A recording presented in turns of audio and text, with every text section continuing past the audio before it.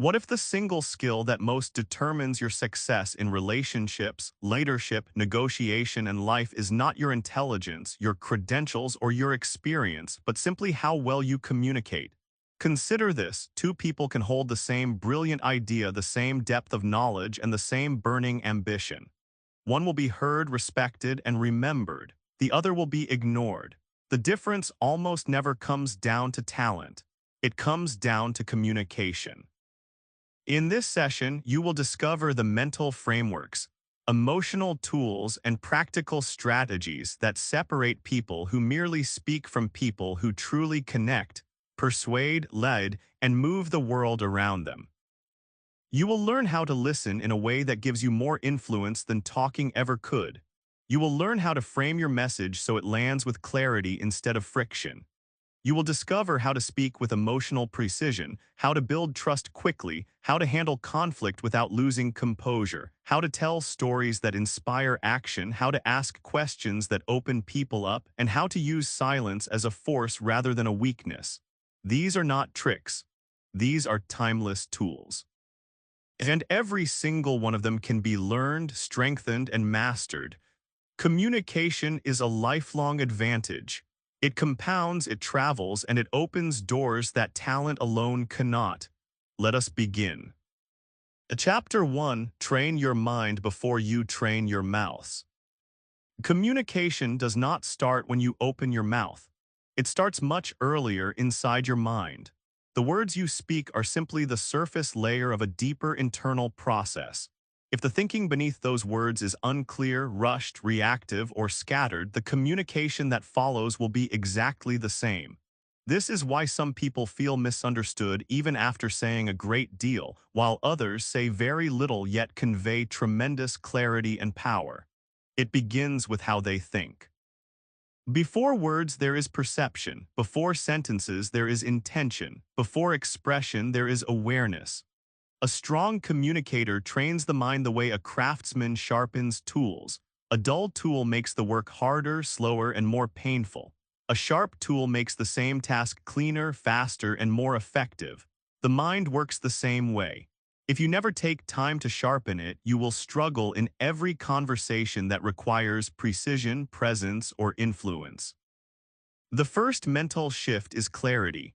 Ask yourself before speaking, what am I really trying to communicate right now? Most people speak without ever pausing to ask that question.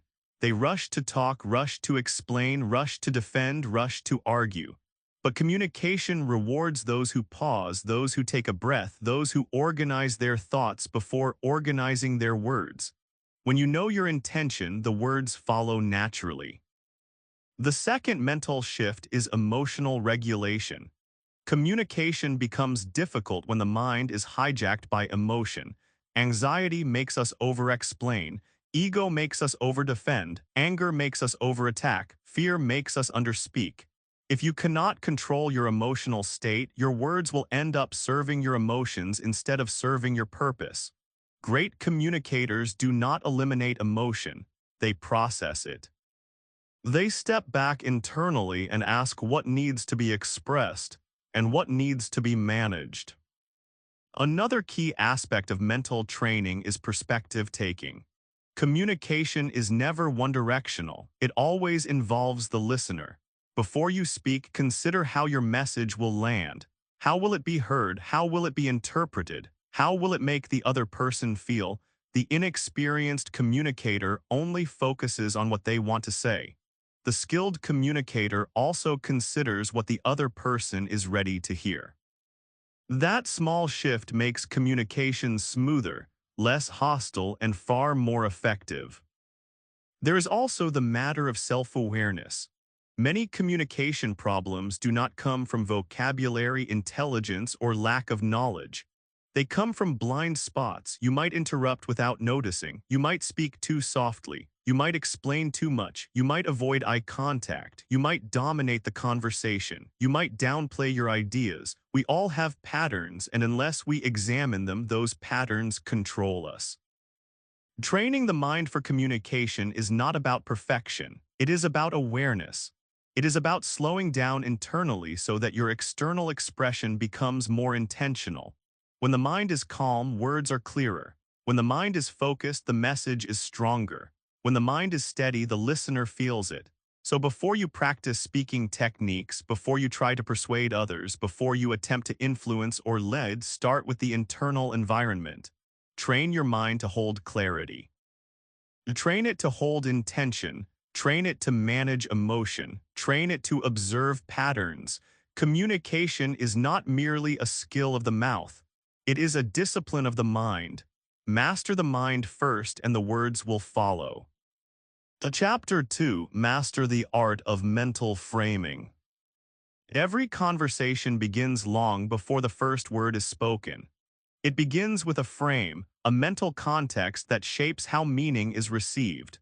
Framing is the invisible architecture of communication. It determines whether your message lands as helpful or offensive, confident or insecure, respectful or dismissive, persuasive or pushy. People do not just respond to what you say. They respond to the frame through which they interpret it. This is why two people can deliver the same message and get completely different reactions. One gets resistance, the other gets agreement. Same information, different frame. Think of framing as the lens you give the other person to view your message through. When you approach a conversation from a defensive frame, everything becomes a threat. When you approach it from an offensive frame, everything becomes a competition. But when you approach it from a collaborative frame, the conversation becomes a shared problem-solving process. The goal is not to win. The goal is to align. Most communication fails because people do not consider the frame at all. They focus on the content, the facts, the arguments, the points, but ignore the psychological container that holds those points. For example, saying we need to talk already frames the conversation as serious, heavy, or confrontational. The frame triggers anxiety before any actual content is shared. But opening with, "Can I share something with you that I think will help both of us?" instantly creates a collaborative frame. Same intention, entirely different outcome. Framing also affects status and authority. When you ask permission for every sentence, soften every opinion, and over-explain every detail, you frame yourself as the lower status participant. When you dominate, interrupt, or bulldoze, you frame yourself as aggressive or insecure, not strong. Powerful communicators do not rely on force, they rely on the frame. They set the tone early. They make the conversation feel safe, constructive, and purposeful. People naturally follow that energy because clarity reduces tension. Another element of framing is expectation setting. People become defensive when they do not know what to expect. Unexpected criticism can feel like an attack. Unexpected requests can feel like demands. Unexpected changes can feel like threats. But when you set expectations up front, resistance drops. Imagine a manager saying, "I need to speak with you about something regarding your performance." That frame triggers fear. But saying, "I want to discuss how we can make your workload smoother and help you shine more on the team," creates a positive frame. Both conversations may lead to the same adjustments, but one makes the listener shrink while the other makes them open and curious. Framing also matters in persuasion. Research shows that people rarely respond well to direct pressure, but they respond extremely well to alignment frames. An alignment frame sounds like, "Here is what you want, here is what I want, and here is how both can happen." When people feel aligned, their mind does not activate its defensive shields. They do not feel manipulated, cornered, or judged. They feel respected and understood, and respect is a powerful tool of influence. Sometimes the best frame is a future frame, showing what things will look like going forward. Other times, you need a benefit frame explaining how the idea helps the listener. And occasionally, you need a clarity frame, making explicit what you are saying and what you are not saying, to prevent misunderstandings and assumptions from hijacking the conversation. To master framing, you must also become aware of negative frames. A negative frame is one that makes the listener feel attacked, judged, inferior, or trapped. Statements like, "Why do you always?" "You never," "You should," "You don't understand," or "You're wrong" trigger emotional defense. Once emotion takes over, logic becomes irrelevant. No amount of reasoning can save a conversation once the frame becomes adversarial. That is why skilled communicators reframe instead of escalate. Instead of saying "you're not listening," say "I want to make sure we both feel heard." Instead of saying "you're wrong," say "let's look at this from another angle." Reframes shift the conversation from attack to collaboration, from blame to curiosity, from conflict to clarity. Framing also influences trust. When you use a transparency frame, explaining "here is why I am bringing this up" or "here is what I am hoping to achieve," you reduce uncertainty. Uncertainty is the enemy of trust. When people do not know your motives, they guess them, and people rarely guess generously. A transparent frame fills in the blanks so the mind does not have to. There is one more advanced layer: self-framing. Self-framing is how you present yourself in conversations, not by boasting or signaling status, but by demonstrating competence, calmness, and intention. When you communicate from a frame of grounded confidence, people mirror it. When you communicate from a frame of scarcity, insecurity, or fear, people mirror that too. Humans are emotional tuning forks. They align with the loudest signal in the room. Mastering framing takes awareness, not talent. It takes intention, not force. And it begins before you speak, not after. When you choose the frame wisely, communication stops being a battle of words and becomes a meeting of minds. The frame decides the game, and the one who sets it rarely loses. Chapter 3: Understand Human Biases and Assumption Gaps. Communication would be simple if people always interpreted information exactly as it was intended. But humans do not hear what was said. They hear what they think was said. They filter information through their experiences, insecurities, desires, fears, memories, and assumptions. This means that every message has two versions: the one you sent and the one the listener received. Those two versions are rarely identical. The gap between them is where misunderstanding, conflict, and confusion are born. To communicate powerfully, you have to understand that people do not respond to reality. They respond to their perception of reality. This is where human biases enter the picture. Biases are mental shortcuts the brain uses to process complex information quickly. They are not flaws, they are survival mechanisms, but they affect communication deeply. Confirmation bias makes people selectively hear what supports their existing beliefs and ignore what does not. Negativity bias makes negative information feel louder and more threatening than positive information. Ego protection bias makes people reinterpret comments to protect their self-image, even if no harm was intended. You do not need to become a psychologist to understand biases. You just need to remember that the mind is constantly editing incoming information. When someone hears feedback, their mind might translate it as judgment. When someone hears a suggestion, their mind might translate it as criticism.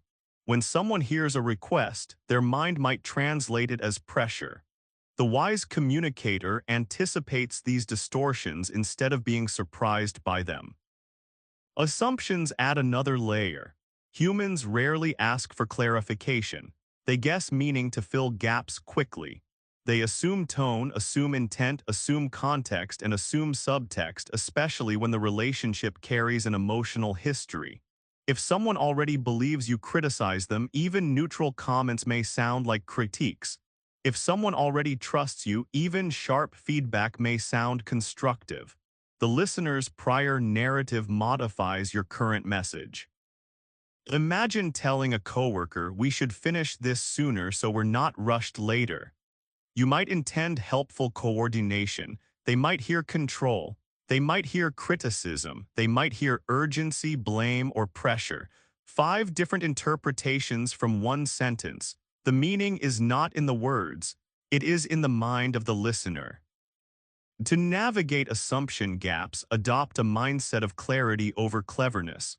Communicators get into trouble when they assume that what is obvious to them is obvious to everyone else. But people do not share your inner context. They do not share your thought process or your emotional state. They do not share your private logic. If you do not make these things explicit, people will create their own version of them. Ego also shapes interpretation. Humans have an instinctive need to feel competent, respected, valued, and right. When communication threatens one of those needs, even unintentionally, the brain shifts into defensive mode. You can see it in crossed arms, tense shoulders, short answers, raised voices, avoidance, or sarcasm. Defensiveness is not always a sign of disagreement. Often it is a sign that ego is trying to protect itself. Skilled communicators do not attack ego. They create conditions where ego does not feel at risk. Perspective taking is the tool that bridges assumption gaps. It does not mean agreeing with the other person. It means understanding how the world looks from their side of the table. When you see their perspective, you can adjust your delivery without abandoning your message. Instead of saying you're doing it wrong, you can say, want to try a different approach that might make this easier. The content is similar, but the framing removes the threat to competence, so the ego stays intact and the mind stays open. Bias awareness also helps you avoid escalating small problems into big ones. Negativity bias makes people pay more attention to what went wrong than what went right. If you provide only corrections, the listener may feel attacked, even if your intention was improvement. A simple adjustment, like acknowledging what worked before discussing improvements, can neutralize negativity bias and reduce resistance. People learn faster when they do not feel like they are losing status. There is a powerful principle here. Communication quality increases when interpretation effort decreases. The more the listener has to guess, infer, and decode, the more vulnerable the message becomes to bias, ego, and assumption.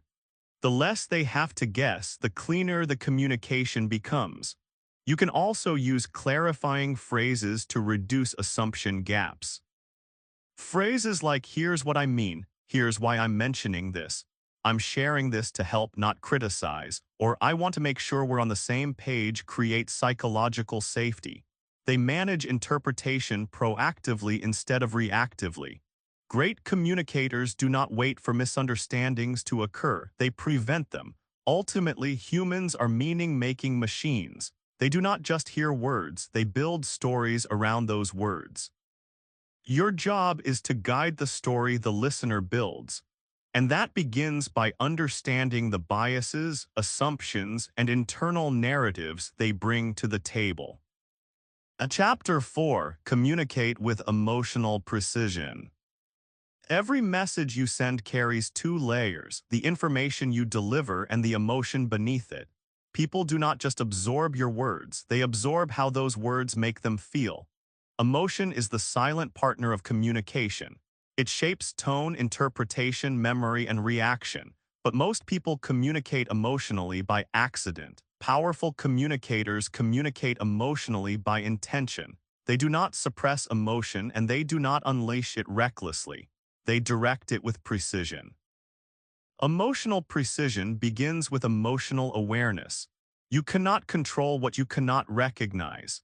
Many people enter conversations without realizing what emotional state they are carrying. They speak from irritation without noticing the irritation. They speak from anxiety without naming the anxiety. They speak from insecurity without labeling it.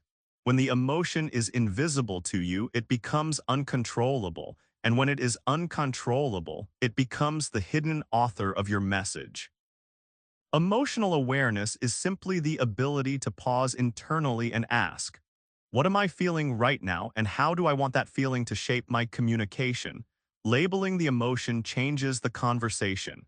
Neuroscience shows that when you name an emotion, whether it is feeling overwhelmed, defensive, or pressured, the emotional intensity decreases because the brain shifts from reaction to observation. Observation creates distance, and distance gives you choice. You no longer speak from the emotion. You speak about the emotion. That difference is subtle but transformative. Emotional precision also requires recognizing the emotion of the listener. Humans rarely articulate how they truly feel during communication. They express emotions indirectly through tone, posture, speed, hesitation, avoidance, or defensiveness. A person saying "I'm fine" with a closed posture and clipped words is not fine. A person nodding quickly may not be agreeing. They may be trying to escape discomfort. A person smiling through tension is not relaxed. They are hiding anxiety or frustration. Emotional cues are part of the communication even when words deny them. To communicate with precision, you must respond to emotion, not just to language. If someone is defensive, pushing facts harder will not help. Their brain is not in logic mode, it is in protect mode. The skilled communicator softens the emotional environment before continuing the logical argument. They might say, "I'm not trying to criticize you. I'm trying to make this easier for both of us." That small acknowledgement relaxes the protective instinct and reopens the listening channel. Another aspect of emotional precision is regulating your own emotional delivery. Emotion influences tone and tone influences meaning. A sentence delivered with warmth invites cooperation. The same sentence delivered with tension triggers resistance. The phrase "we need to talk" can feel threatening if spoken abruptly, but supportive if spoken calmly. "I disagree" can feel like an attack or an invitation depending on tone. Emotion gives your words their texture. When you control your emotional texture, you control how your message lands. Emotional precision does not mean being emotionless. It means being intentional. A message delivered with compassion can heal. A message delivered with confidence can inspire. A message delivered with calm authority can de-escalate conflict. A message delivered with enthusiasm can energize. The key is to choose the emotion that matches your goal rather than letting whatever you feel in the moment spill out unfiltered. Timing also plays a role. Emotions fluctuate throughout a conversation. If you address a sensitive issue the moment the other person is reactive, their emotional state becomes the filter for everything you say. Even good intentions can sound threatening in that moment.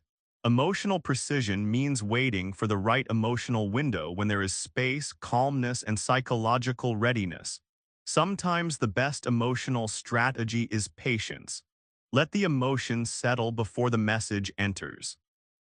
Empathy is another core element. Empathy does not require agreeing with the other person. It requires understanding their emotional landscape. When you acknowledge emotion, saying things like "I see why that upset you," "I understand why you felt pressured," or "I know this is difficult to talk about," you create a safe space. People relax when they feel seen, and when they relax, they listen better. Empathy is not weakness, it is influence. It converts emotional tension into emotional cooperation. Being emotionally precise also protects your own boundaries. If you communicate without emotional precision, you may overshare, overcommit, or overjustify. When you feel guilty, you overexplain. When you feel insecure, you soften your message too much. When you feel angry, you push your message too hard. Emotional precision keeps you grounded. It allows you to hold confidence without aggression, firmness without harshness, and vulnerability without instability. Ultimately, emotional precision transforms communication from chaotic to intentional. It reduces misunderstandings, builds trust, and deepens connection. When emotion, intention, and message work together, people do not just hear you, they feel you. And that is when communication becomes powerful enough to influence, heal, persuade, and inspire. Chapter 5: Speak clearly, not cleverly. One of the biggest mistakes people make in communication is trying to sound impressive instead of trying to be understood. They use complex language, long sentences, and abstract explanations because they believe sounding smart will make them credible. But in reality, communication rewards clarity, not cleverness. People are drawn to what they can immediately grasp, not what they have to decode. When you make your listener work too hard to understand you, they stop trying. Their attention shifts, their patience shrinks, and their interest fades. Clarity keeps the mind open. Complexity pushes it away. Clarity begins with simplicity, but simplicity does not mean shallow. The most intelligent communicators are the ones who can break down complex ideas into clean, digestible explanations without losing meaning. That requires more understanding, not less. Anyone can make something sound complicated. It takes real mastery to make it sound simple. Think of the great teachers in your life. They did not overwhelm you with jargon. They gave you language that made sense, language that stuck, language that guided you. To speak clearly, you must first think clearly. The mind that is tangled will produce tangled speech. Before you talk, ask yourself, what is the point I am trying to make? That question alone can save entire conversations from drowning in explanation.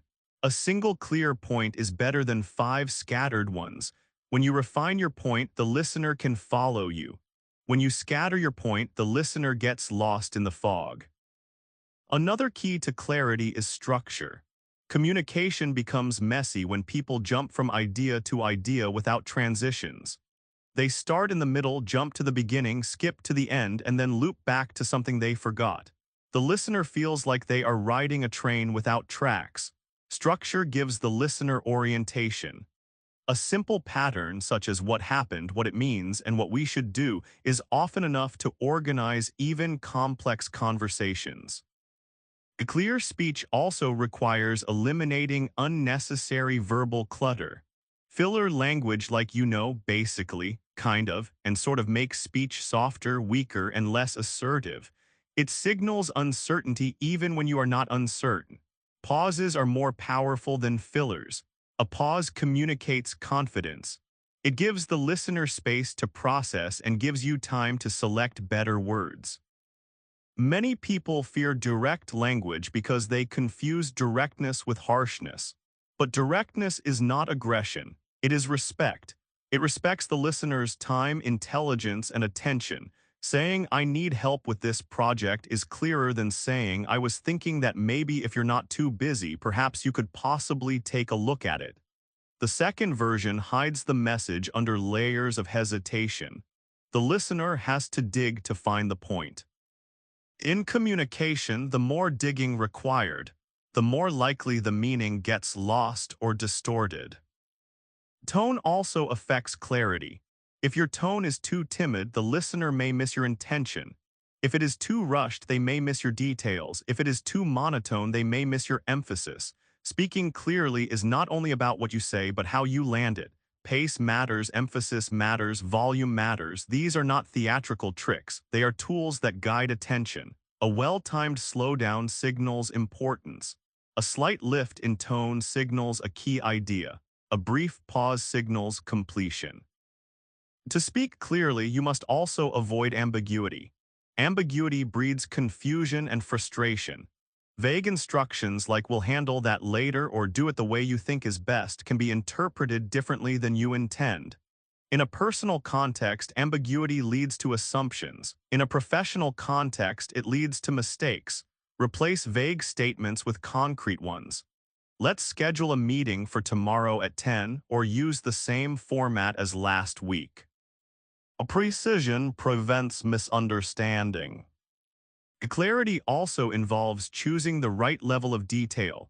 Too much detail overwhelms, too little leaves gaps. Skilled communicators adjust the level based on the listener. A technical expert may require more detail. A busy executive may require less. A friend discussing an emotional issue may require depth instead of speed.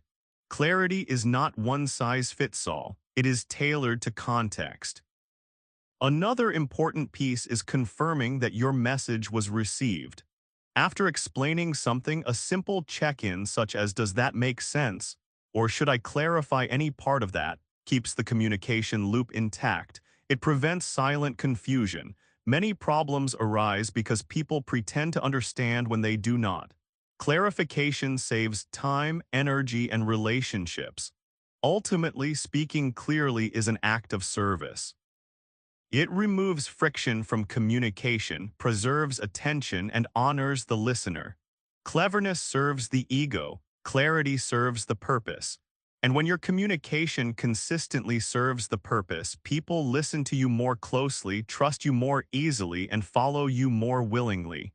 Speaking clearly is not about simplifying your intelligence. It is about amplifying your impact.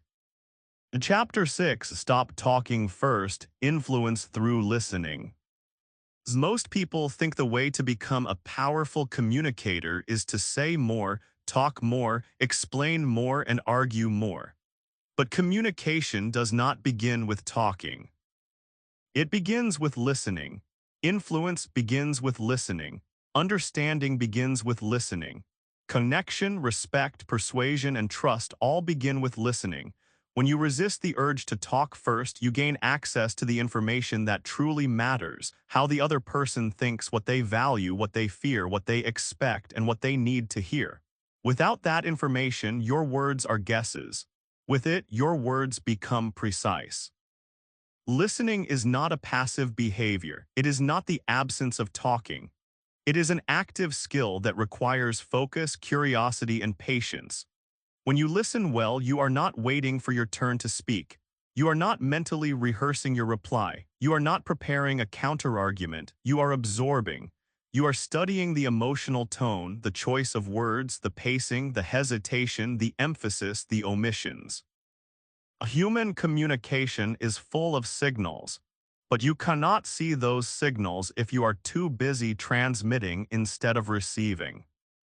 Listening also gives you leverage. When someone feels heard, they stop resisting. Their defensiveness lowers, their ego relaxes, their mind opens, and that opening is where influence lives. Most people have never experienced being deeply listened to. When they do, they feel understood. People tend to cooperate with those who understand them. They argue with those who do not. That alone makes listening a form of power. There is a psychological reason listening works. Humans are storytellers. They explain themselves through narratives. They reveal their fears, motives, beliefs, blind spots, and desires through the stories they tell. When you allow them to tell those stories uninterrupted, they give you the blueprint for how to communicate with them. If they focus on control, speak to control. If they focus on safety, speak to safety. If they focus on fairness, speak to fairness. So when you know what their mind is organized around, you know how to align your message with their internal language. To listen well, you have to remove certain habits. One of these habits is interrupting. Interrupting breaks emotional rhythm. It signals, even unintentionally, that your thoughts matter more than theirs. Interruption is not just rude, it is strategically unwise. Another habit to remove is premature advice giving. People do not always speak to be fixed. Sometimes they speak to be understood first. When you rush to solve, they feel dismissed, rushed, and unheard. Advice should follow understanding, not precede it. You also have to resist the urge to dominate silence. Many people feel uncomfortable with silence and rush to fill it. But silence is information. Silence means the other person is thinking, processing, or searching for the right words. When you jump in too quickly, you interrupt their internal process. Powerful communicators allow silence because silence reveals. Silence draws out deeper answers, deeper feelings, and deeper clarity. If you fill silence, you get the surface version. If you allow silence, you get the truth. Listening requires curiosity. Curiosity is the antidote to assumptions. Instead of assuming you know what the person means, ask. Ask about intention. Ask about meaning. Ask about what they really want. The mistake many communicators make is confusing familiarity with accuracy. Just because you have heard someone speak before does not mean you fully understand them. Curiosity keeps you from jumping to conclusions that can damage trust. Listening also enhances persuasion. You cannot persuade someone if you do not understand what they value, what they fear, or what they are committed to protecting. Listening reveals the blueprint of persuasion. Once you know how their brain organizes reality, you can speak in a language they respond to. To persuade someone who values freedom, you must show how your idea increases their freedom. To persuade someone who values certainty, show how your idea protects stability. Without listening, persuasion becomes a game of force. With listening, persuasion becomes a game of alignment. Listening also strengthens relationships. Humans bond through being understood. We feel closest to those who listen most deeply.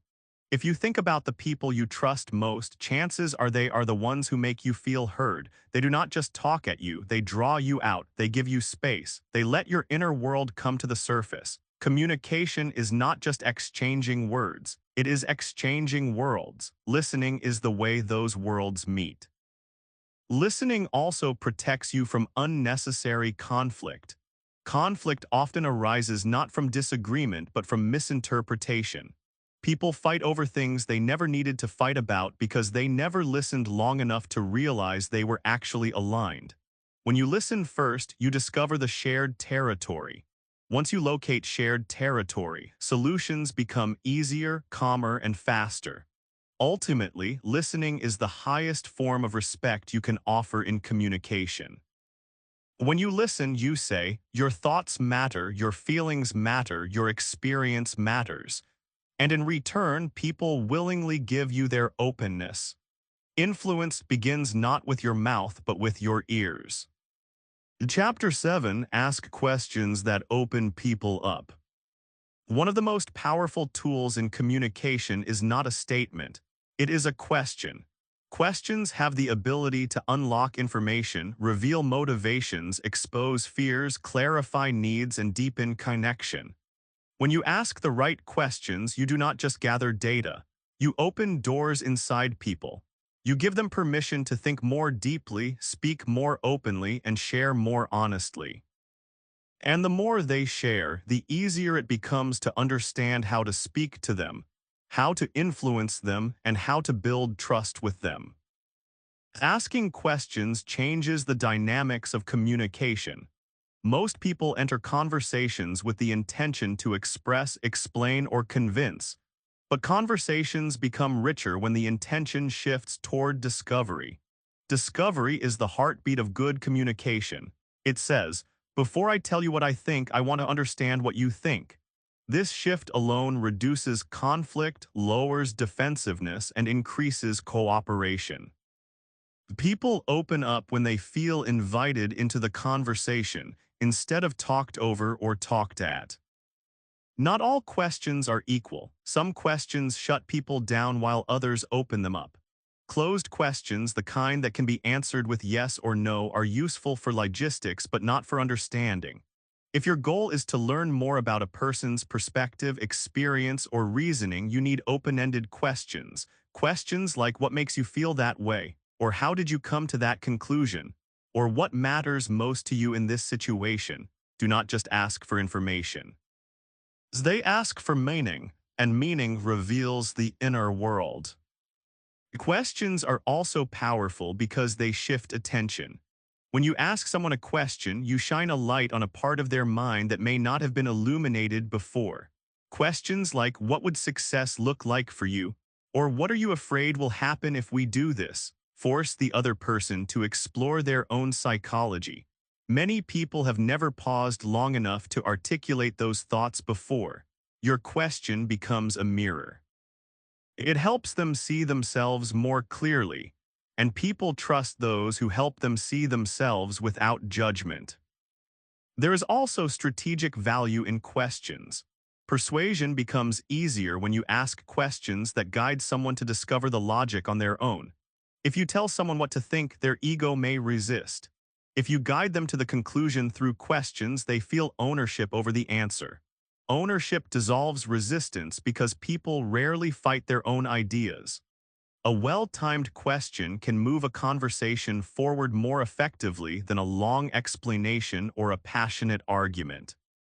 Listening is essential here. Asking questions without listening deeply becomes interrogation. Asking questions with genuine curiosity becomes connection. When you ask a question, give the other person time to think. Do not rush to fill the silence. Do not jump to conclusions, let their thoughts unfold. Some answers require time to find. Silence is not emptiness, it is incubation. The best insights often emerge after the first few seconds of hesitation. Pay attention to sequencing as well. The first question in a conversation should not be the deepest one. People need an emotional warm-up.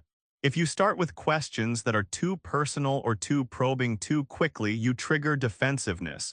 But if you begin with lighter questions and then gradually move toward deeper ones, you create safety. Safety precedes disclosure. Disclosure precedes trust. Trust precedes influence. In leadership contexts, questions are especially powerful. Leaders who only give instructions produce compliance. Leaders who ask questions produce engagement. Asking, "How do you think we should approach this?" or "What obstacles are you seeing?" or "What support do you need?" creates ownership. People follow leaders more willingly when they feel involved rather than controlled. In conflict situations, questions can disarm hostility. Asking, "Help me understand what feels unfair to you," or "What part of this concerns you most," switches the conversation from confrontation to exploration. Exploration lowers emotional tension. When emotions calm, rationality returns and solutions become possible. In relationships, questions build intimacy, not surface questions like "How was your day?" but deeper questions like "What did you learn about yourself today?" or "What's been on your mind lately that you haven't said out loud?" People carry unspoken worlds inside them. Questions are invitations to share those worlds. When you show someone that their inner world interests you, connection grows stronger. We feel closest to the people who make us feel seen, and questions are how we see. Asking good questions also protects you from assumptions. The human brain loves to fill gaps with guesses. We assume intentions, motivations, and meanings that may be completely wrong. Questions replace assumption with clarity. A simple question like "What did you mean when you said that?" can save hours of silent resentment. Ultimately, asking questions is a sign of humility. It acknowledges that you do not know everything, that the other person's perspective matters, and that you seek understanding instead of dominance. That alone makes you someone others want to talk to, not because you speak so well, but because you listen so well. Talking may give you attention, but questions give you insight. And insight is where real influence begins.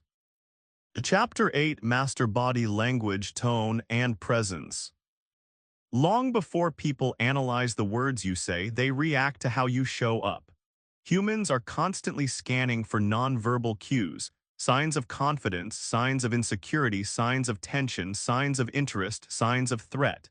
You may be speaking calmly, but if your shoulders are tense and your voice is tight, the listener feels that tension. You may be delivering a logical argument, but if your face shows doubt, the listener senses uncertainty. Words tell part of the story.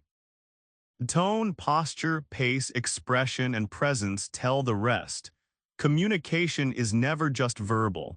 It is energetic, physical, and emotional. Body language is your unspoken communication. It reveals your internal state often more accurately than your voice. Straight posture signals confidence. Leaning slightly forward signals engagement. Crossing your arms signals defensiveness or discomfort. Avoiding eye contact signals insecurity or deception, even if you have nothing to hide. When your words say one thing and your body says another, people believe the body. This is why someone can say, "I'm fine," while their body communicates the opposite. The body rarely lies. Tone is another powerful layer. Tone carries emotion, attitude, and intention. Words can be identical while tone changes everything. "Can we talk?" can sound supportive, neutral, anxious, or confrontational depending on tone. "I need your help" can sound respectful or demanding. "I disagree" can sound curious or combative. Tone shapes how the message is received because tone reveals how you feel about what you are saying. When tone and message align, communication feels authentic. When they clash, communication feels suspicious. The pace of your speech also influences perception. People who rush through their sentences often come across as nervous, uncertain, or overwhelmed. People who speak too slowly may sound hesitant or disengaged. The sweet spot is a pace that reflects clarity and confidence, not rushed, not sluggish, simply intentional. An experienced communicator varies pace strategically, slower for emphasis, faster to convey energy, and pauses to give meaning room to breathe.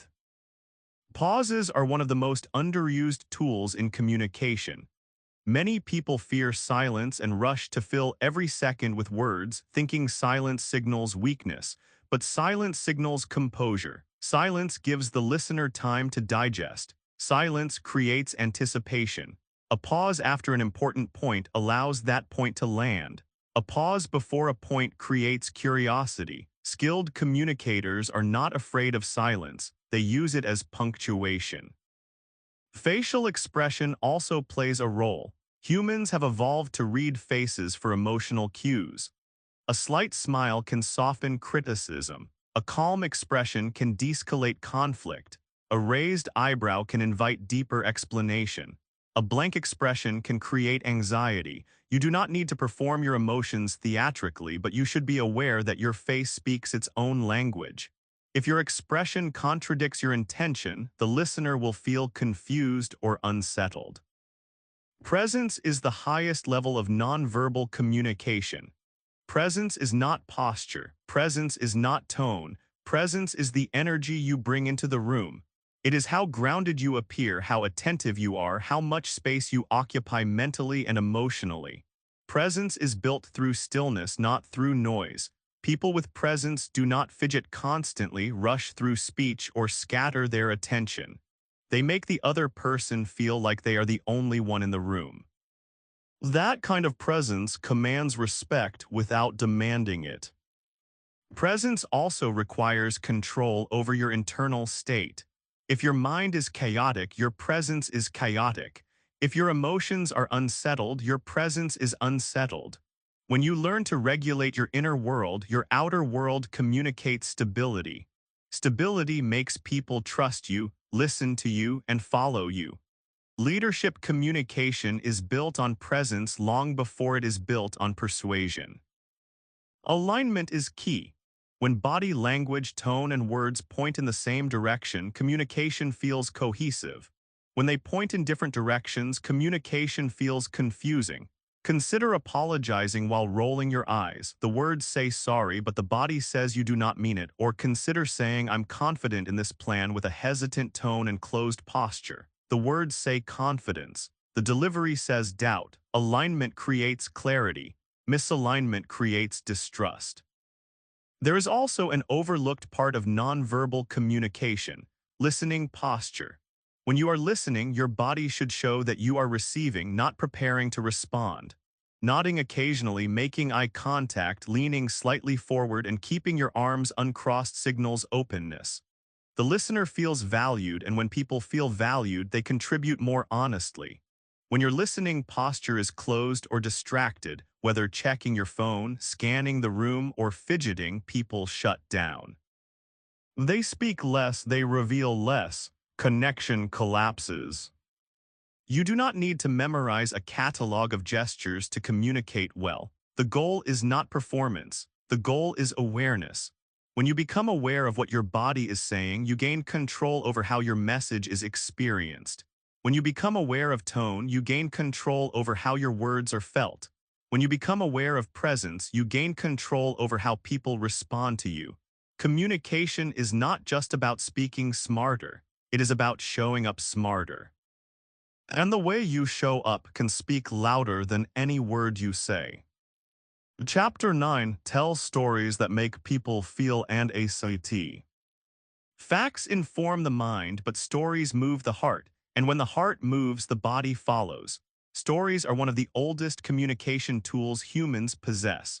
Long before there were books, speeches, or presentations, there were stories told around fires. Stories taught values, preserved knowledge, united tribes, and built cultures. The reason stories work is simple. The human brain is not wired to remember isolated data. It is wired to remember narrative. It is wired to remember emotion. It is wired to remember meaning. When you learn to communicate through story, you gain access to a part of the brain that logic alone cannot reach. Storytelling is not about entertainment. Entertainment is optional. Meaning is essential. A story carries context, emotion, purpose, and a lesson. When people tell you they understand what you are saying but do not change their behavior, it is often because they understood intellectually, not emotionally. Stories convert intellectual understanding into emotional resonance, and emotional resonance creates action.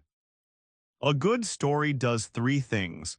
First, it creates connection. The listener sees themselves in the narrative. Second, it creates clarity. It simplifies a complex concept into something visible and concrete. Third, it creates commitment. It inspires a desire to do something, think differently, or change course. Stories turn abstract ideas into lived experiences. Instead of saying consistency matters, you tell a story about a small daily action that produced a large result.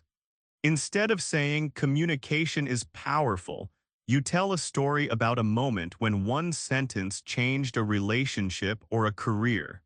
The story becomes the proof. Stories do not need to be grand. They can be small, personal, observational, or even borrowed. What matters is the lesson carried within. People often believe that storytelling must be dramatic, filled with conflict, triumph, or tragedy. But some of the most powerful stories are simple moments where insight was born, a brief conversation with a stranger, a childhood memory, a mistake that taught a lesson, a realization that arrived unexpectedly. If the insight is real, the story is valuable. To tell stories that influence, you must understand structure. Most stories follow a natural rhythm: situation, struggle, resolution, and lesson. The situation sets the context. The struggle introduces tension. The resolution explains how the situation changed and what was learned.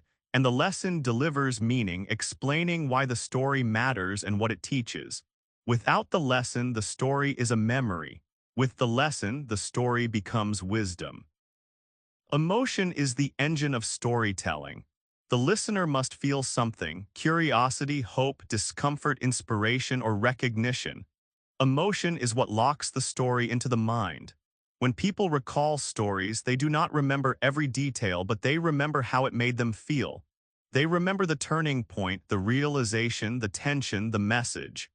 Emotion turns communication into memory, and memory turns communication into influence. Stories also humanize communication. When you share a story, you reveal vulnerability, not necessarily weakness, but realness. Realness makes communication accessible. It makes listeners relax. We trust people who feel human, not perfect. We trust people who share lessons, not just instructions. A leader who only gives orders creates distance. A leader who gives context through story creates understanding. When people understand the why, the what becomes easier to follow. Storytelling is also a tool for persuasion. Humans resist direct pressure but respond naturally to narrative because narrative allows them to draw their own conclusions. Instead of saying you should take this course of action, you tell a story of someone who took that course and benefited. The listener connects the dots themselves. When they reach the conclusion internally, there is no resistance because they arrived there voluntarily. Stories allow persuasion without force and instruction without dominance. Listening also improves storytelling. To tell relevant stories, you must understand what the listener cares about.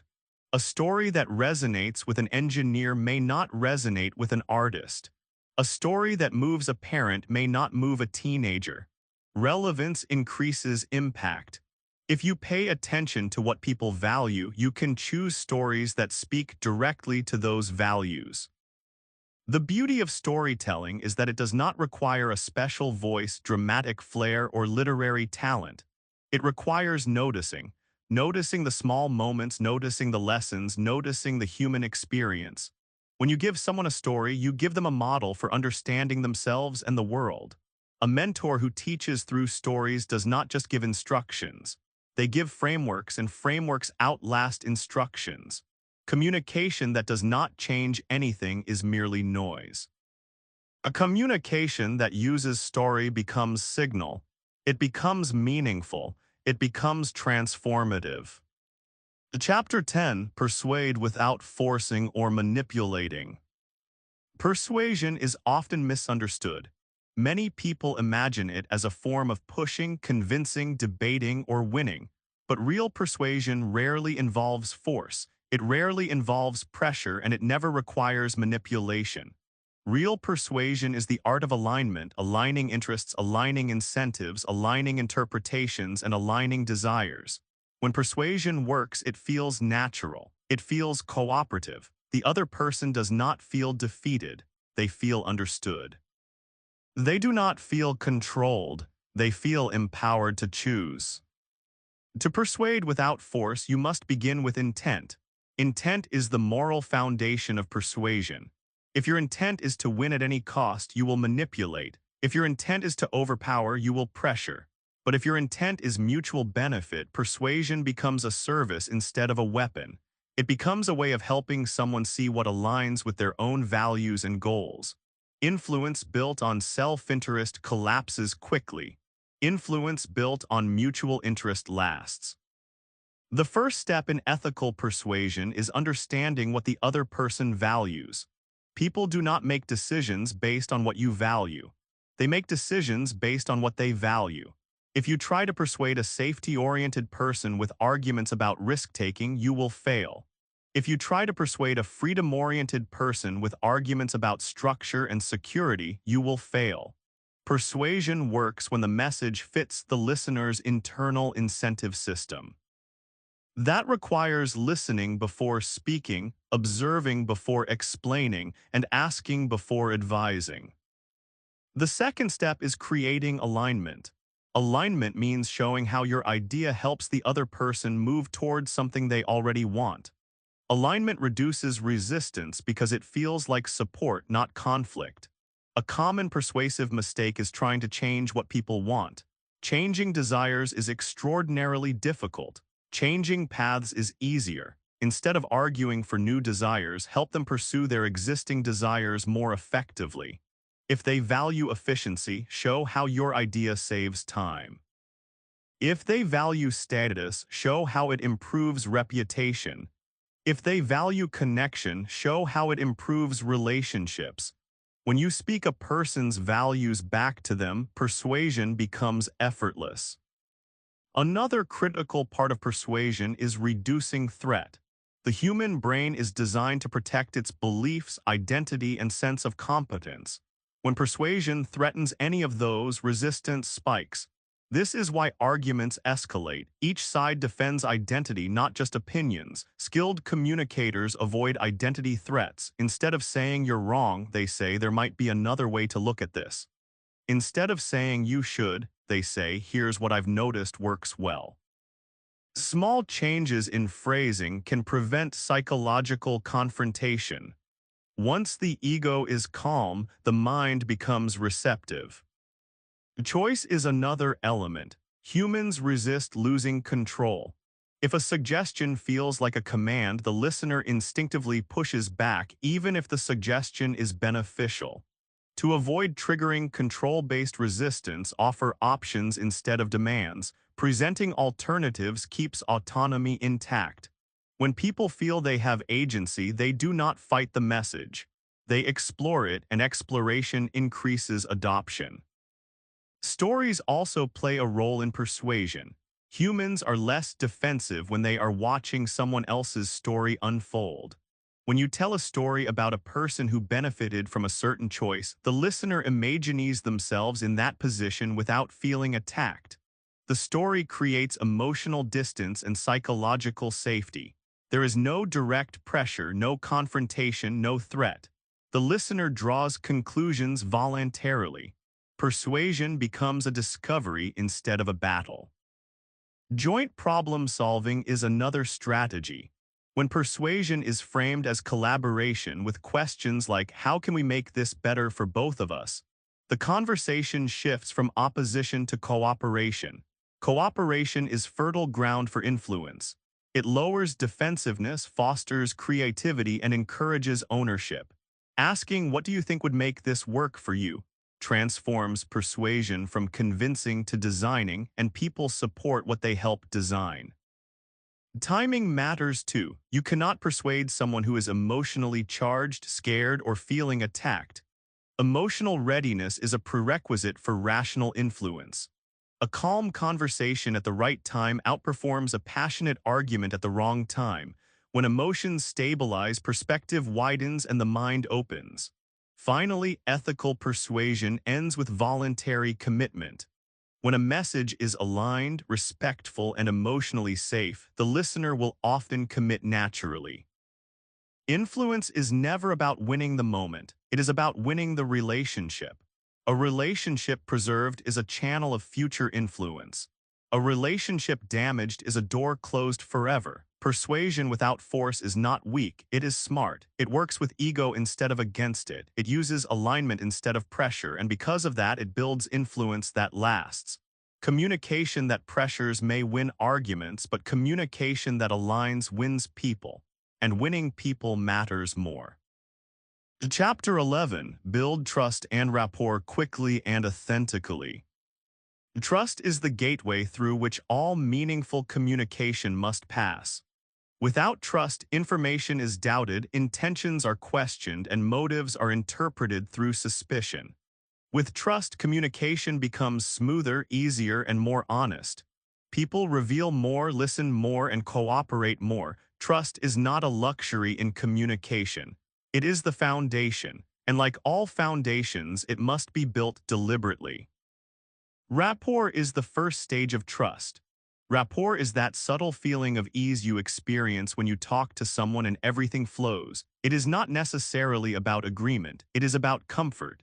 When rapport is high, people drop their guard. They stop performing and start telling the truth. When rapport is low, conversations stay on the surface. People protect themselves. They share only what is safe and nothing more. If your goal is to influence or lead, surface-level communication is not enough. You need access to real information, real thoughts, and real emotions. Rapport gives you that access. The first principle of building rapport is presence. Presence means giving your full attention to the person in front of you, not partial attention, not distracted attention, and not the kind where you are listening with your ears while thinking with your mind about what you will say next. Presence communicates care and communicates that the other person matters. Humans can sense when they are being half listened to. They can also sense when they are being deeply received. The difference is enormous. The second principle is mirroring. Mirroring is the natural human instinct to synchronize with people we like or feel safe with. We mirror tone, pace, posture, and energy. This is not manipulation, it is biology. Skilled communicators mirror consciously in a subtle, respectful way. If someone speaks slowly, you slow down. If someone speaks enthusiastically, you add warmth. If someone is reserved, you reduce intensity. Mirroring makes people feel understood without a single word of agreement. It tells their nervous system, "We are similar and you are safe." Another part of building rapport is validation. Validation does not mean agreeing with someone's point of view. It means acknowledging their feelings or perspective as real. When you say "that makes sense" or "I can see why that frustrated you," you validate their inner experience. Validation disarms defensiveness. It lowers resistance. People often tense up not because they disagree with you, but because they feel unseen. Once they feel seen, disagreement becomes lighter and more rational instead of emotional and protective. Trust also increases when your communication matches your behavior. Words create expectations. Behavior either confirms them or breaks them. Consistency is the currency of trust. If you promise something and deliver, you deposit trust. If you promise and fail, you withdraw trust. Too many withdrawals and the account closes. In communication, inconsistency creates uncertainty, and uncertainty is threatening to the brain. The more predictable you are in tone, in reaction, and in follow-through, the easier it is for people to connect with you. Authenticity plays an equally important role. People can detect inauthenticity quickly, even if they cannot explain how. Their intuition signals that something is off. Authenticity does not mean oversharing. It does not mean revealing every private thought. It means aligning your external expression with your internal reality. When your words, motives, and energy match, communication feels clean. When they do not, communication feels like a performance. Performances can entertain, but they do not build trust. Listening also builds trust. When someone truly listens, they communicate that the other person's perspective matters. And when someone feels that their perspective matters, they relax emotionally. This emotional relaxation creates an environment where truth emerges more easily. Truth is the raw material of meaningful communication. Without it, you cannot lead, persuade, or resolve anything effectively. Humility strengthens rapport as well. Humility in communication means acknowledging that you do not know everything. It means asking questions instead of assuming. It means admitting when you make mistakes or misinterpret something. Many people believe that admitting uncertainty weakens credibility. In reality, it does the opposite. It signals confidence without ego, and confidence without ego is deeply trustworthy. Another underrated factor in trust is confidentiality. When people share something vulnerable, personal, or sensitive with you, they are testing your trustworthiness. If you betray that trust, even subtly, you do serious damage not only to that relationship, but to your own reputation as a communicator. Trust is not just built through what you say, but through what you protect. Finally, trust requires time, but not always as much time as people think. When you combine presence, validation, curiosity, humility, and consistency, trust can grow surprisingly quickly. And once it grows, communication becomes easier, faster, and more productive. People do not just hear your words, they allow your words to matter. Trust is not the goal of communication. It is the starting point. Trust is the soil in which influence grows. Without it, nothing takes root. With it, almost anything is possible. Chapter 12, Communicate Through Boundaries and Standards. Communication is not only about what you share, it is also about what you do not allow. Boundaries are often spoken of in emotional or therapeutic contexts, but few people recognize that boundaries are one of the most powerful communication tools available. Boundaries shape how others treat you, how far conversations go, how respectful interactions remain, and how much mental space you preserve. Without boundaries, communication becomes reactive, chaotic, or draining. With boundaries, communication becomes clear, respectful, and sustainable. Boundaries are simply standards for how you expect to be spoken to, treated, and engaged with. They are not threats, they are not ultimatums, they are not punishments, they are communication guidelines. People who lack boundaries often find themselves feeling misunderstood, used, or resentful, not because others are always malicious, but because others were never told where the limits were. When limits are not communicated, they will be crossed. Communication requires not only expression, but protection. To communicate boundaries well, you must first understand what they protect. Boundaries protect your time, your attention, your emotional bandwidth, your dignity, and your values. Time boundaries prevent people from consuming your day. Emotional boundaries prevent people from unloading without consent. Respect boundaries prevent people from speaking to you in ways that degrade or diminish. Value boundaries prevent you from compromising what matters most. Without boundaries, communication becomes a negotiation between your needs and someone else's urgency. Expressing boundaries does not require aggression, it requires clarity. Instead of saying, "Stop bothering me," you might say, "I'm available to talk about this after lunch." Instead of saying, "Don't dump your problems on me," you might say, "I need a heads up before heavy conversations." Boundaries do not need to attack, They need to inform. When boundaries are expressed calmly, they are harder to argue with and easier to respect. There is also a distinction between boundaries and walls. Boundaries keep communication healthy. Walls block communication entirely. A wall says, "I won't engage." A boundary says, "I'll engage, but not at the cost of my well-being." People who build walls isolate themselves and lose influence. People who build boundaries maintain access and trust while protecting their energy. Standards operate in a similar way.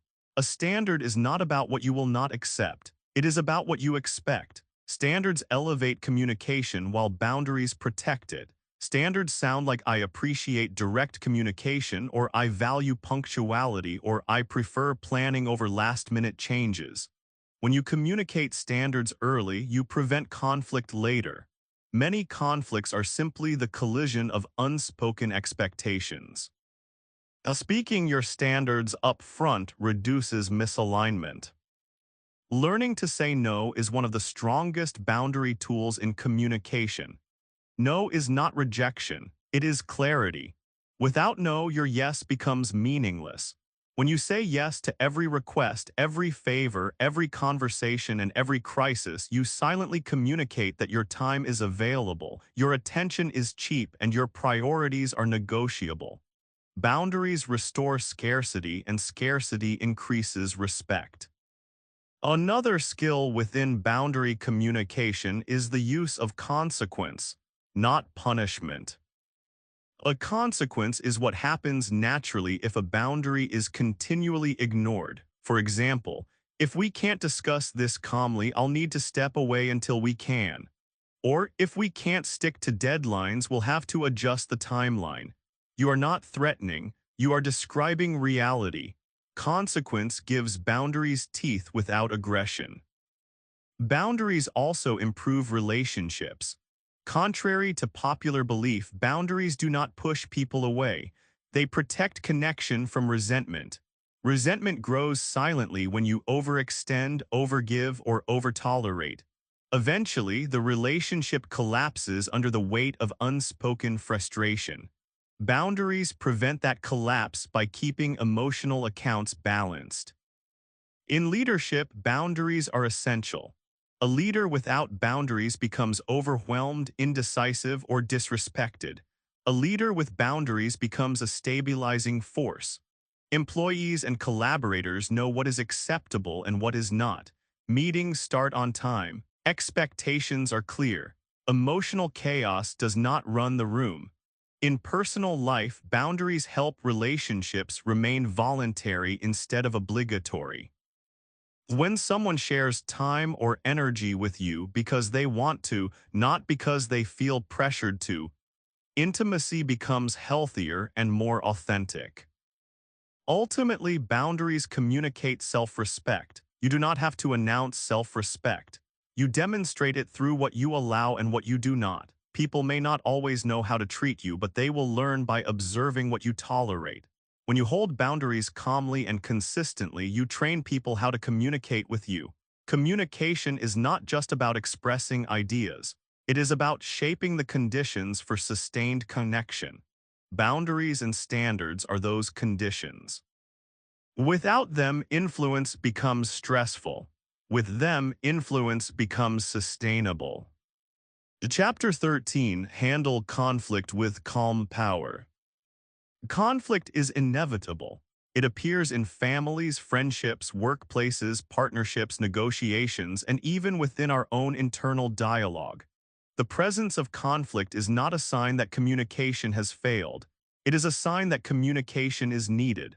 What separates weak communicators from strong ones is not the absence of conflict, but how they respond to it. Conflict handled emotionally becomes chaos. Conflict handled reactively becomes escalation. But conflict handled calmly becomes resolution. Calmness is not passive.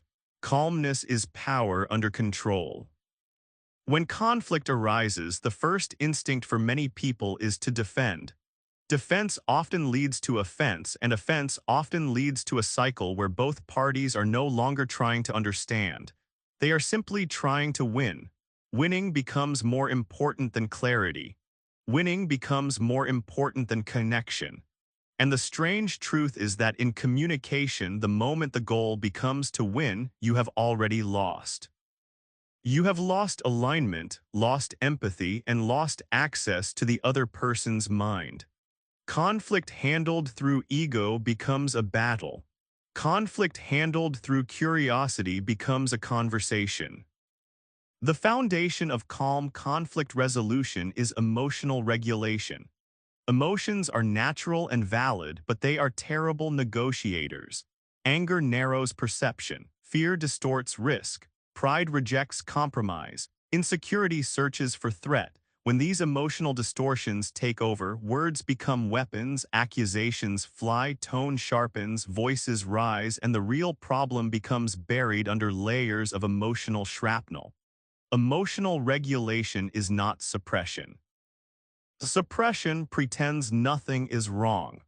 Regulation acknowledges emotion and then chooses expression instead of reaction. One of the most powerful tools in conflict is slowing the pace. Conflict escalates quickly when tempo accelerates. People talk faster, interrupt faster, breathe faster, and assume faster. Speed fuels tension. Slowing down creates space. Space for listening, space for reflection, space for choosing words instead of firing them. A slow tone and steady pace communicate confidence. They signal that you are not threatened and not eager to attack. That alone can disarm a conflict-minded person. Listening is another tool in conflict. Most arguments are not fueled by disagreement but by misinterpretation. Two people can actually agree on the solution but still fight for an hour because they never listened long enough to discover the agreement. Listening is not surrender, it is strategy. It allows you to identify whether the conflict is about content, what happened, process, how it happened, identity, what it means about me, or emotion, how I feel about it. Different conflicts require different responses. Without listening, you end up treating every conflict like a logic problem. But many conflicts are emotional problems dressed as logical ones. Language choices also matter. Blame language triggers defense, and defense language triggers counterattack. Phrases like "you always," "you never," or "this is your fault" place the other person in a corner. Cornered minds fight. Cornered egos fight even harder. Shifting from blame to perspective softens the battlefield. Saying "here's how I saw it," or "here's how that impacted me," or "here's what I was expecting," allows you to express without accusing, to share without attacking, and to keep the conversation in the arena of reality rather than exaggeration. Another important layer of conflict resolution is seeking shared ground before seeking solutions. Humans cooperate more easily when they feel aligned. Even a tiny point of agreement, such as "we both want this to work" or "we're both frustrated with the situation," reduces emotional distance. Agreement lowers tension, and once tension drops, solutions emerge naturally. Great communicators align first and negotiate second. Curiosity is a powerful conflict tool as well. Asking questions like "what part of this feels most unfair to you?" or "what are you worried will happen if we do this differently?" changes the conversation from confrontation to exploration. Exploration activates problem-solving regions of the brain. Confrontation activates defensive regions. The moment curiosity enters, hostility loses oxygen. Protection of dignity is another principle. Conflict becomes toxic when it threatens identity. If someone feels stupid, inferior, disrespected, or humiliated, they will fight not for the argument but for their dignity. Even if you are right on the facts, if you are wrong on dignity, the conflict will not resolve. Preserving dignity sounds like "I respect your perspective," or "it makes sense why you'd feel that way," or "you bring up a fair point." You are not surrendering your position. You are preserving the other person's humanity while defending your own. That is power. Sometimes the smartest move in conflict is stepping back temporarily, not fleeing, not abandoning, but pausing. Heated minds do not produce good decisions. Pausing allows the emotional temperature to drop so the logical mind can re-enter. Saying, let's continue this when we've both had time to think is not weakness. It is leadership. It signals that the goal is resolution, not victory. Finally, conflict resolution requires knowing when to end the fight, not because you lost, but because nothing more can be gained. Handling conflict calmly is not about never raising your voice or never disagreeing. It is about refusing to let emotion, ego, or fear hijack the conversation. Calmness gives you clarity. Clarity gives you strategy. Strategy gives you influence. And influence gives you the ability to resolve conflict without destroying connection. That is real power, and it rarely comes from force. Chapter 14, Speak to Move People into Action. Communication becomes truly powerful when it does more than inform, when it causes movement. Ideas by themselves are inert. Advice by itself is passive. Insights without action remain trapped in the mind. What separates inspirational communication from influential communication is the ability to translate words into motion, to move someone from understanding to doing, from agreement to commitment, from intention to behavior. When your communication inspires action, you stop being a speaker and become a catalyst. Moving people to action begins with clarity of direction. Many messages fail to produce action not because the listener disagrees, but because they do not know what to do next. The communicator assumed the next step was obvious. It rarely is. People need to know what the action is, why it matters, and how to begin. Vague motivation creates excitement but no progress. Clear direction creates momentum. If someone finishes listening to you and says, I understand, you informed them. If they finish and say, I know what to do, you influenced them. Another factor in action-oriented communication is emotional activation. Humans do not act because they know. They act because they feel. Emotion is the ignition switch of behavior. Logic organizes, but emotion energizes. If your message is purely logical, the listener nods politely and returns to life unchanged. If your message reaches the emotional layer, their desires, their fears, their hopes, their sense of identity, then action becomes possible. But emotional activation must be intentional, not manipulative. The goal is not to overwhelm with feeling, but to connect meaning to purpose. When someone sees the personal meaning behind an action, resistance fades. Urgency also plays a role. Without urgency, action is delayed. Humans default to later. Later becomes tomorrow. Tomorrow becomes next week. Eventually becomes never. To move someone into action, you must create a reason for now. Urgency does not require fear. It can come from opportunity, from timing, from alignment, from momentum. When you communicate why action matters today instead of someday, you reduce procrastination and increase engagement. Relevance is another key element of action-oriented communication. People take action more easily when they see how the action fits into their life. Relevance answers the unspoken listener question, why does this matter to me? You can have the best strategy in the world, but if the listener cannot connect it to their goals, values, or problems, they will not act. Many communicators make the mistake of explaining what should be done without explaining why it is worth doing. Action without context feels like labor. Action with relevance feels like progress. Credibility also influences action. People follow instructions from those they trust, those they respect, and those they perceive as competent. If credibility is lacking, action stalls. Credibility is not built by boasting. It is built through consistency, clarity, and demonstration. When you communicate principles you live by, your words gain weight. When you communicate lessons you have embodied, your message becomes believable. Action is easier to inspire when belief is strong. To move people into action, you must also reduce friction. Friction is the invisible resistance that kills momentum. uncertainty, complexity, fear of failure, lack of resources, unclear steps. If a task feels overwhelming, people hesitate. If a task feels simple, they move. Break actions into achievable starting points. The first step should feel small enough to begin but meaningful enough to matter. A tiny action is better than no action. Once people begin, momentum takes over. Action creates clarity. Clarity reinforces confidence. Confidence fuels more action. Language plays a significant role as well.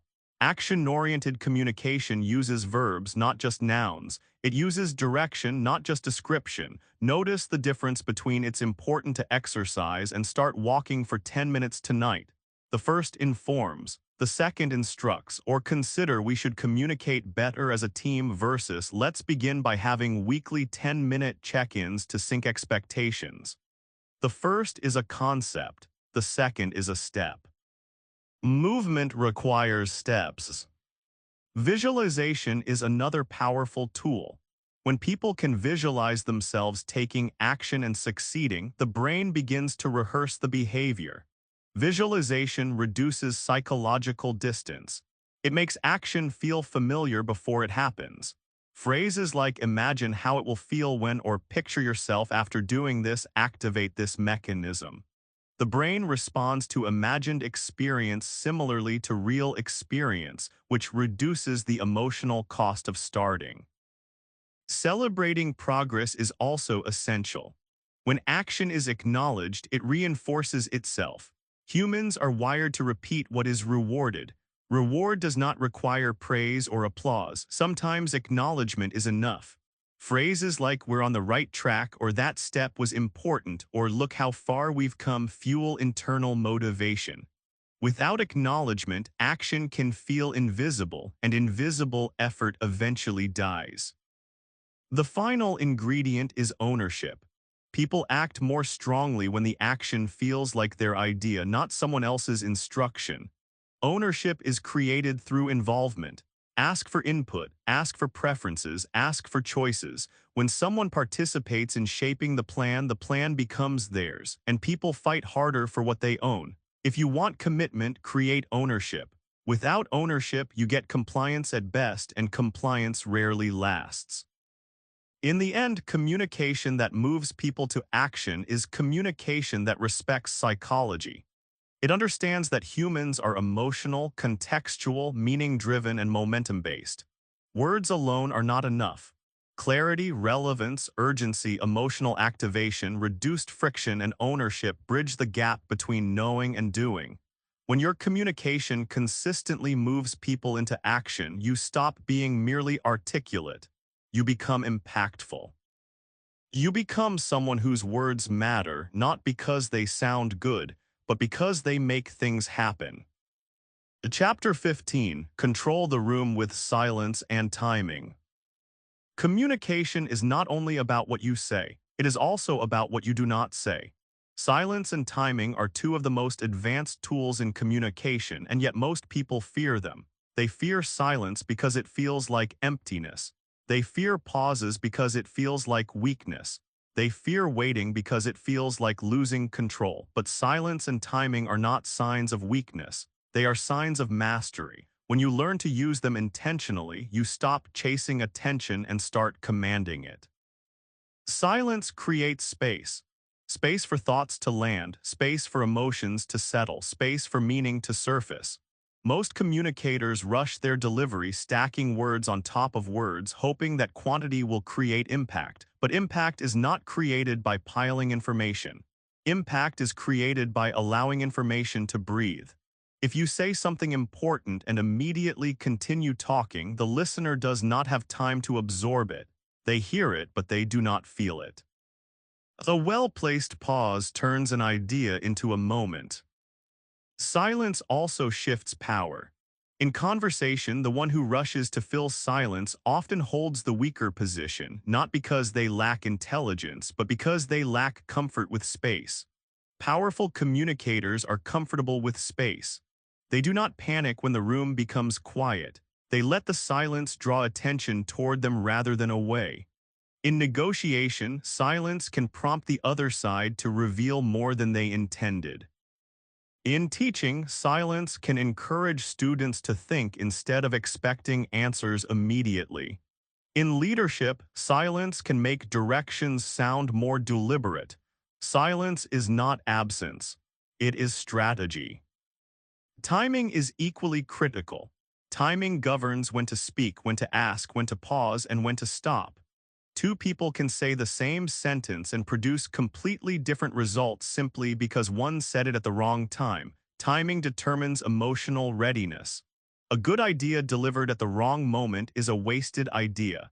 A correction delivered when the listener is defensive becomes an argument. A suggestion delivered when the listener is grateful becomes collaboration. Timing respects psychology. It respects that emotion and attention fluctuate. Great communicators read timing by reading the room. Reading the room means observing energy, posture, tone, and focus. When energy is tense, timing calls for patience.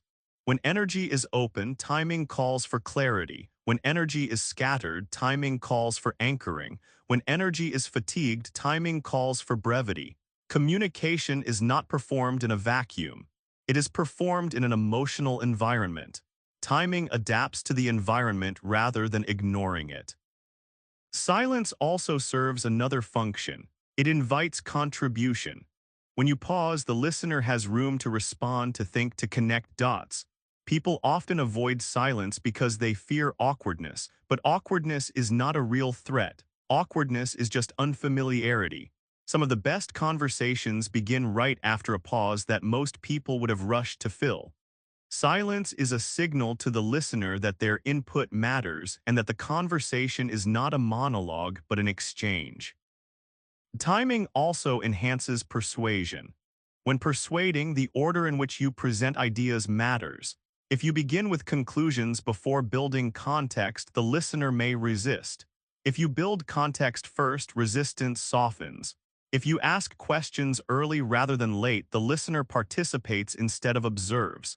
If you allow time for reflection instead of pressuring for agreement, commitment becomes voluntary. Influence is not just what you say, but when you say it. Another important form of timing is knowing when to stop. Many communicators lose the impact of their point because they keep talking past the moment of maximum force. They repeat themselves, justify themselves, or over-explain out of insecurity. When you stop at the moment the point lands, you preserve power. You leave the listener thinking instead of retreating. Great comedians know this. Great negotiators know this. Great teachers know this. They stop at the right moment, not when they run out of words, but when the idea has taken root. Silence can also reveal truth. When someone is uncomfortable with silence, they often keep talking, sometimes revealing what they did not intend. This is why interviewers, negotiators, and therapists all rely on silence. After a question, many people rush to answer before they fully think. Silence forces them to think, and from thinking often comes honesty. Silence extracts information that pressure cannot. But silence does not work without composure. If your silence is filled with anxiety, the listener senses tension. If your silence is filled with confidence, the listener senses gravity. Silence reflects the internal state of the communicator. The more grounded you are inside, the more powerful silence becomes outside. Presence fuels silence. Calmness gives it shape.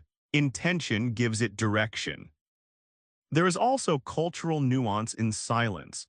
In some cultures, silence is seen as respect. In others, it is seen as disagreement. In some, it is seen as consideration. In others, it is seen as weakness.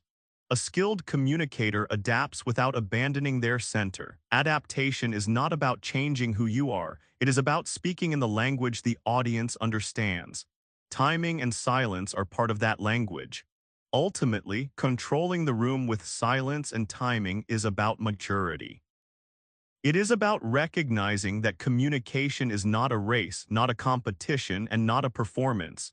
It is a process of exchange. When you slow the process, space opens. When space opens, attention sharpens. When attention sharpens, influence increases. Silence is not empty. Silence is deliberate. Silence is commanding. Silence is persuasive. And timing transforms communication from noise into power. A conclusion: create your Ironmind, speak with purpose. Communication is more than speaking well. It is more than choosing the right vocabulary or structuring the right sentences. Communication is how you reveal yourself to the world, how you think, how you influence, how you build trust, how you handle conflict, how you lead, and how you create meaning.